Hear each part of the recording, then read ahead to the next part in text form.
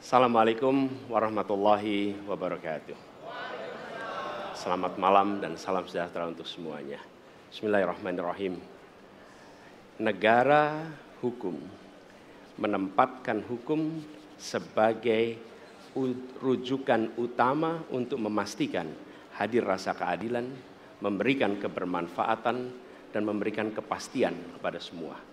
Ini harus dipegang teguh oleh pemegang kekuasaan, baik yang di puncak dan seluruh jajaran. Tapi apa yang terjadi? Banyak aturan ditekuk sesuai dengan kepentingan yang sedang memegang kekuasaan. Apakah ini akan diteruskan? Tidak. Ini harus diubah. Ini harus dikembalikan. Kemudian kita menyaksikan betapa pada hari-hari ini tatanan ketika kita menyelenggarakan pemerintahan sering tidak sesuai dengan prinsip-prinsip hukum yang kita pegang. Karena itulah kami melihat perubahan ini harus kita kembalikan. Negara ini adalah negara hukum, bukan negara kekuasaan. Dalam negara hukum, kekuasaan diatur oleh hukum. Dalam negara kekuasaan, hukum diatur oleh penguasa.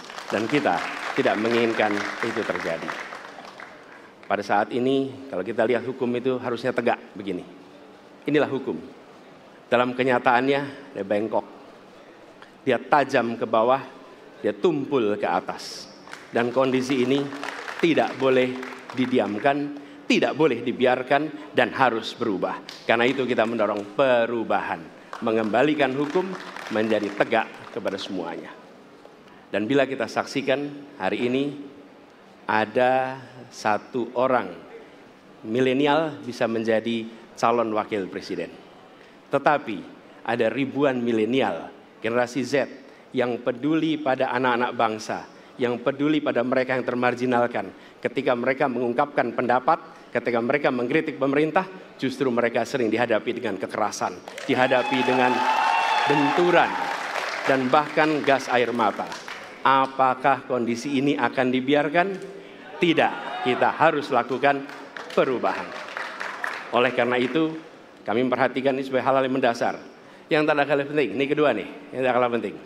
Kita menyaksikan pada saat ini, ada peristiwa seperti peristiwa Ibu Mega. Ibu Mega Suryani Dewi, seorang ibu rumah tangga yang mengalami kekerasan rumah tangga, lapor pada negara, tidak diperhatikan, dan dia meninggal korban kekerasan. Apakah akan dibiarkan? Tidak, ini harus diubah. Dan tidak kalah penting, hadir bersama saya di sini, ayahnya Harun Ar-Rasyid. Harun Ar-Rasyid adalah anak yang meninggal, pendukung Pak Prabowo di Pilpres 2019 yang menuntut keadilan pada saat itu. Protes hasil pemilu. Apa yang terjadi? Dia tewas sampai dengan hari ini tidak ada kejelasan. Apakah ini akan dibiarkan? Tidak. Ini harus diubah. Karena itu, kami mendedikasikan diri.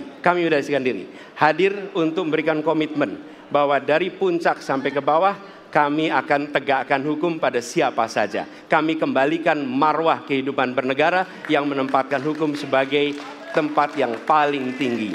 Dan ketentuan itu berlaku kepada semua, termasuk ketika menyangkut urusan ASN, menyangkut urusan TNI dan Polri. Terima kasih. Assalamualaikum warahmatullahi wabarakatuh. Terima kasih, Pak Anies.